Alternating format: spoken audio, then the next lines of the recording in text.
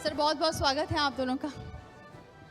सबसे पहले मल्लिकार्जुन जोशी जी, मैं मॉडर्न बनारस का ही जिक्र करना चाहूँगी कि क्योंकि आप तो बेहतर जानते होंगे कितना बदलाव हुआ है और क्या लगता है कि बदलाव होना चाहिए और जितना बदलाव हुआ है उसके बारे में तो तमाम लोग बता ही चुके हैं। क्या होना चाहिए इसकी बात हो तो बेहतर होगा। पहली बात तो एक ये है कि जो दयालु जी ने कहा उनकी एक बात से मैं सहमत हूँ कि इस शहर को बदलने की कोशिश व्यर्थ है, ये बदल सकता नहीं। और हम लोग नहीं चाहते कि ये बदले इस सेंस में कि हम लोग नहीं चाहते कि यहाँ का जो मौज मस्ती माहौल है अगर ये ख़त्म हो गया तो फिर शहर नहीं रहेगा। अब रही बात सहूलियतों के बदलने की, सहूलियतें बढ़ने की, तो मेरा बनारस से, इस शब्द को कहने में थोड़ा डर रहा हूँ, मैं बनारस से बहुत पुराने समय से परिचित हूँ। हाँ। मतलब मैं बनारस के साथ ही बड़ा हुआ हूँ और मुझे अच्छे से याद है कि यहाँ 60 सन में क्या था, गंगा के पानी का रंग कैसा था, हाँ, आज इसीलिए कैसा मेरा है। सवाल आपसे था। हाँ।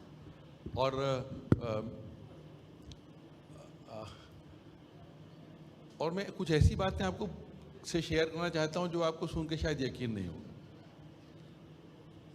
हमारा ननिहाल भदैनी में है और मुझे याद है कि सन 60 में जितनी नालियाँ हैं दोनों ओर, उसमें सुबह शाम भिजती मशक से उन नालियों को साफ करता। इस शहर के सड़क पर कूड़ा नहीं होता था और कुछ कल्चरल चीज़ें ऐसी थीं कि अगर किसी ने, एक समय होता था कि इतने बजे तक कूड़ा नीचे फेंक दिया जाए, उसके बाद किसी ने कूड़ा फेंका तो कूड़ा बटोरने वाली जो महिलाएं होती थी वो उसको डांट लेती थी। तो एक कल्चरल कंट्रोल था, आज की तरह नहीं था कि जब जहाँ चाहे सो फेंक दें। ये तो एक बात हुई। अब जो सड़क बनती है नई, उसमें समस्या होती है ड्रेनेज की।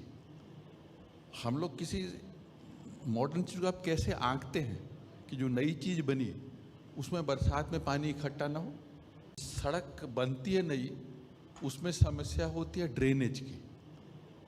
हम लोग किसी मॉडर्न चीज़ को आप कैसे आंकते हैं कि जो नई चीज़ बनी उसमें बरसात में पानी इकट्ठा ना हो। ये काम इंजीनियरों का है और मैं बेसिकली जियोलॉजिस्ट हूँ। तो एक समस्या बहुत बड़ी ये है कि शहर में जल जमाव होता है। ये जल जमाव इसलिए हो रहा है कि इस शहर की टोपोग्राफी बदल गई है डेवलपमेंट की वजह से।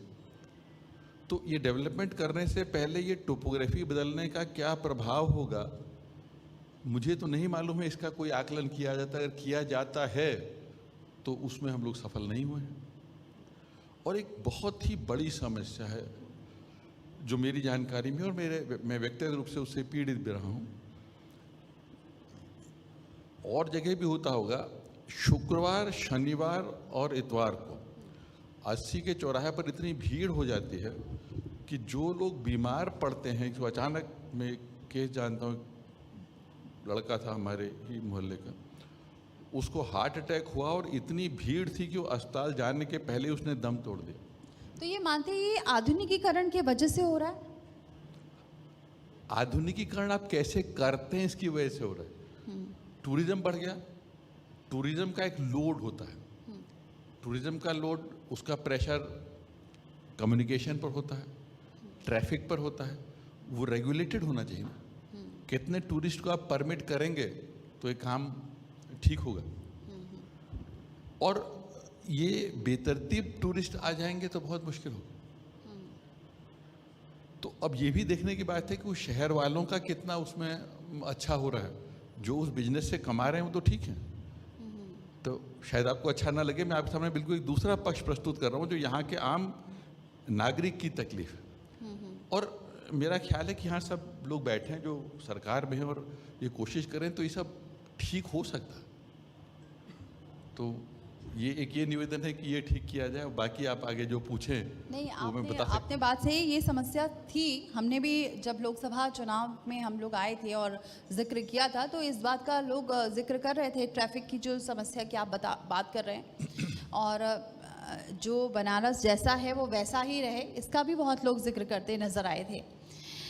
अशोक सर, आप बताइए, ये बहुत बड़ी समस्या है, ये पानी भराव की, हर जगह जल भराव होना, ये तमाम समस्या से लोग जूझ रहे हैं। छोटी छोटी समस्याएं, लेकिन वो इतनी बड़ी होती है जिससे नहीं निकल पा रहा है बनारस। इसको लेकर आप क्या कहेंगे? देखिए, जो सबसे बड़ी बात है, पहले बनारस 83 वर्ग किलोमीटर में था, आज 183 वर्ग किलोमीटर में नगर निगम का एरिया फैला हुआ है।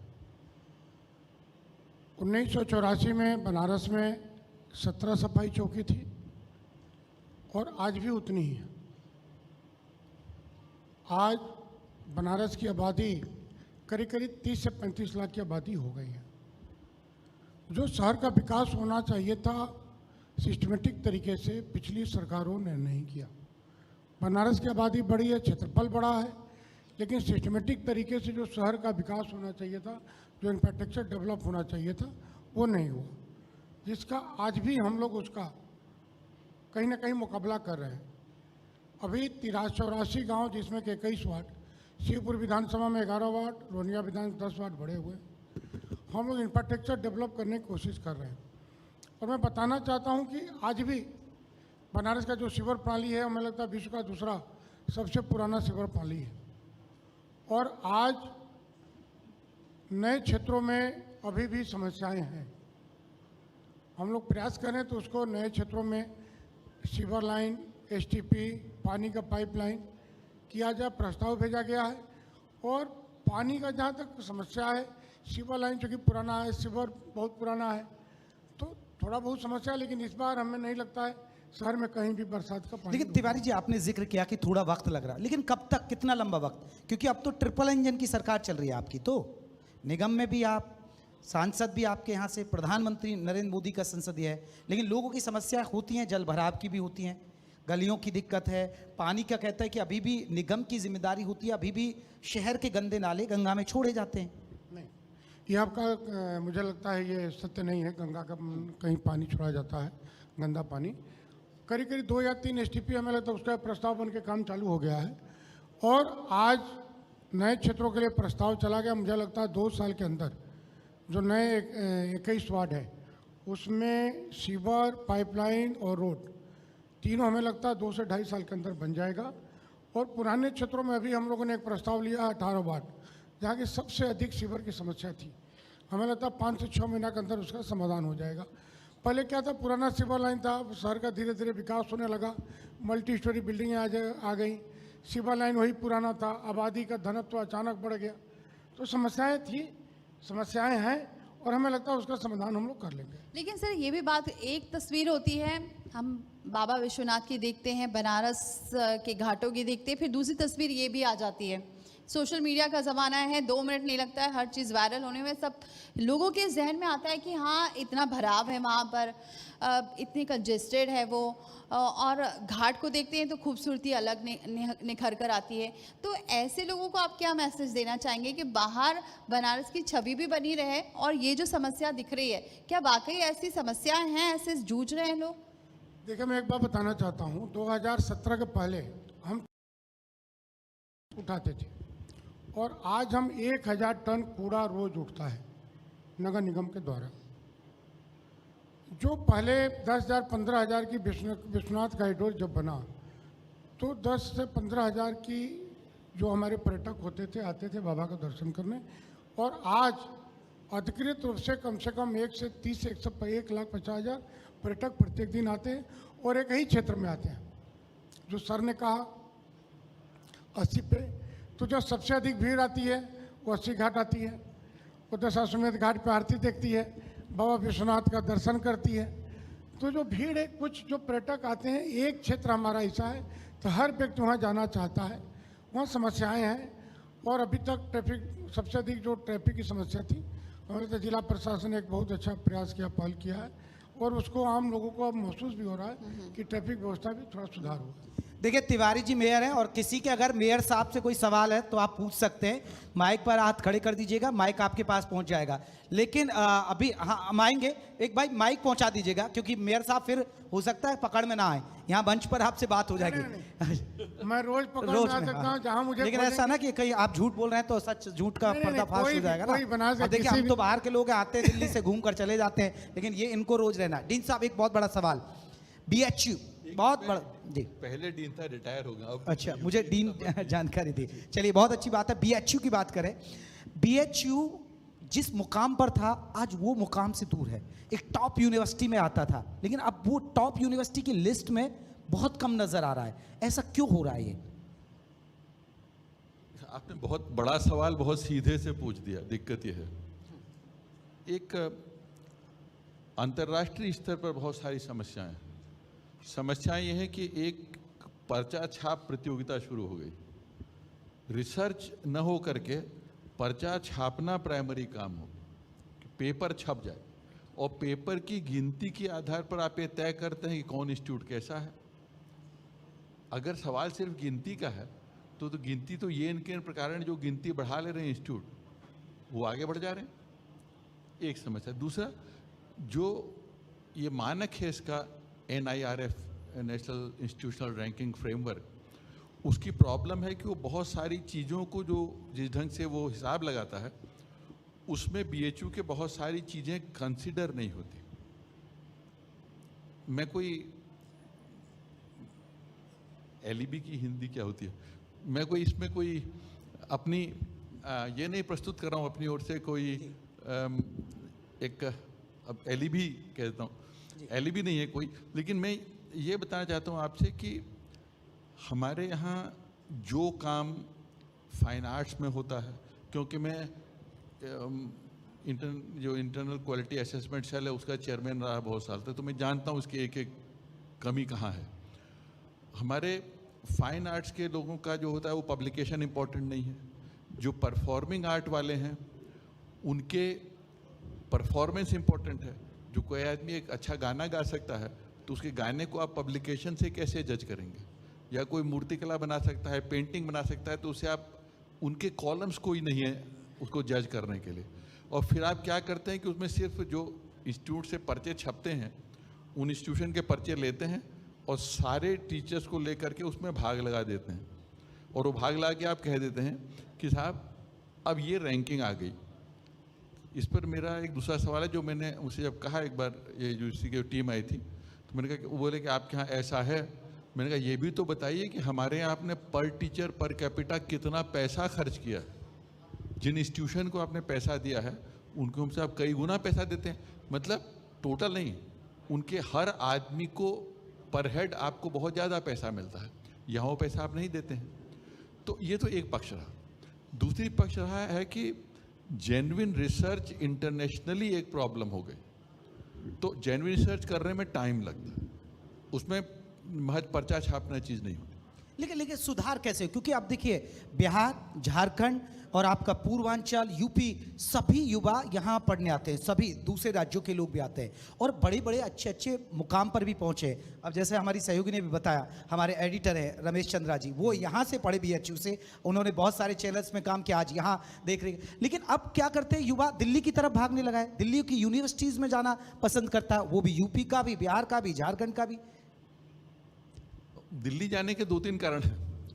पहला कारण तो ये है कि थोड़ा मजाकिया ढंग से बताता हूँ आपको। एक आदमी इंग्लैंड घूम के आया, जब लोगों ने पूछा कि इंग्लैंड की तरक्की का राज क्या है, तो बोला जी बच्चा बच्चा अंग्रेजी बोलता है।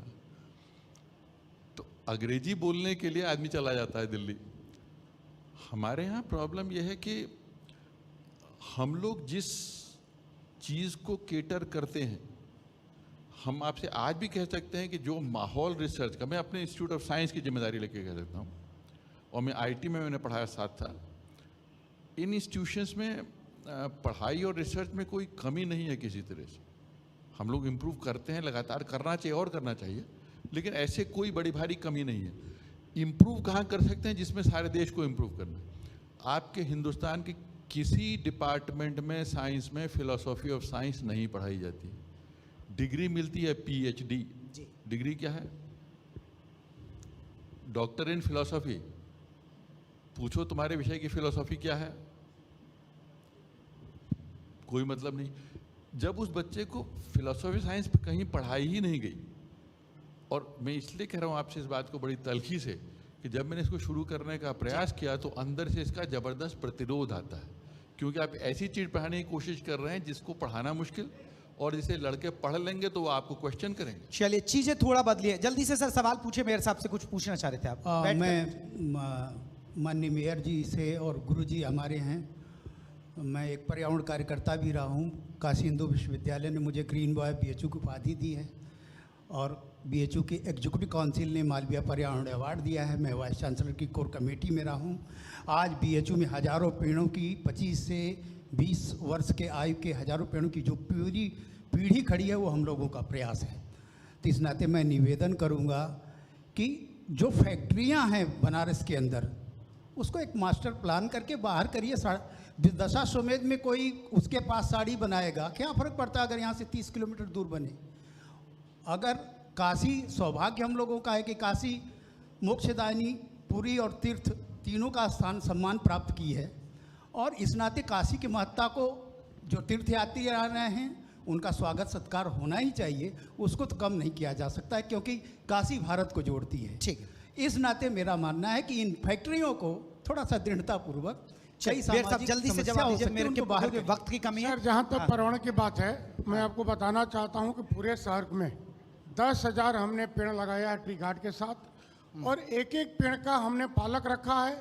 नगर निगम ट्री गार्ड भी दिया है, पेड़ भी दिया है और उनका नाम भी हम लिखे हैं और पेड़ की प्रजाति भी जो जिसने डिमांड किया हम दिए हैं। पहला साल हमने प्रयास किया है और इसका 3-4 साल बाद आपको दिखाई देगा। जहाँ तक फैक्ट्रियों की बात है, नगर निगम सीमा में हमें नहीं लगता कहीं फैक्ट्री है, एक केवल यहाँ पे चांदपुर में है और थोड़ा सा क्या कहते हैं, ये हथकरघा साड़ी का व्यवसाय है, लेकिन वो घरों में लोग करते हैं। ठीक है, उसका एक आम जनता के जागरूकता के विषय है, हम किसी को हटा भी नहीं सकते, हटाने पे गलत मैसेज जाएगा। लेकिन अगर कहीं बाहर हम उनको अलॉटमेंट अगर डेवलपमेंट अथॉरिटी करे तो हम उस प्रस्ताव का समर्थन सर आखिरी सवाल जल्दी से करिएगा, थोड़ा सा वक्त की कमी है, प्लीज। सिर्फ इतना जानना चाहता हूँ कि काम बहुत हुआ है पिछले 70 वर्षों में, जो नहीं हुआ ये हुआ है और ट्रिपल इंजन की सरकार है और जितनी प्रशंसा कीजिए पूरी दुनिया के लोग कर रहे हैं। वरुणा और 80 जिनके कारण वाराणसी पूरी दुनिया में जाने जाती है, वो कब निर्मल और अविरल होगा, ये अभिलाषा है पूरी दुनिया की। इस पर आपका जानना चाहते हैं। Thank you. मैं अब माफी चाहूंगा, आप किसी के सवाल नहीं ले पाऊंगा, प्लीज जल्दी से जवाब दीजिएगा क्योंकि हमें माननीय मुख्यमंत्री जी अभी हमें लगता है पिछले बार आए थे, उन्होंने एक आदेश दिया कि बरुणा जी को एकदम नया सिरे से कॉरिडोर का निर्माण किया जाए और अभी एक हफ्ता पहले पूरी जल निगम की टीम आई थी, उसका सर्वे भी कर रही है और आने वाले समय में बरुणा को आपको दिखाई भी देगा, हरा भरा भी दिखाई देगा। और माननीय मुख्यमंत्री जी व्यक्तिगत रूप से उसमें एक पहल भी किए हैं और इंटरेस्ट भी ले रहे हैं। माननीय प्रधानमंत्री जी का भी यही है कि शहर को हरा भरा रखा जाए, एकदम सुंदर रखा जाए, स्वच्छ रखा जाए, क्योंकि काशी से उन्होंने स्वच्छता का शुरुआत किया। चलिए सर, उम्मीद करते हैं स्मार्ट सिटी बन जाए बनारस। PM मोदी का संसदीय क्षेत्र है।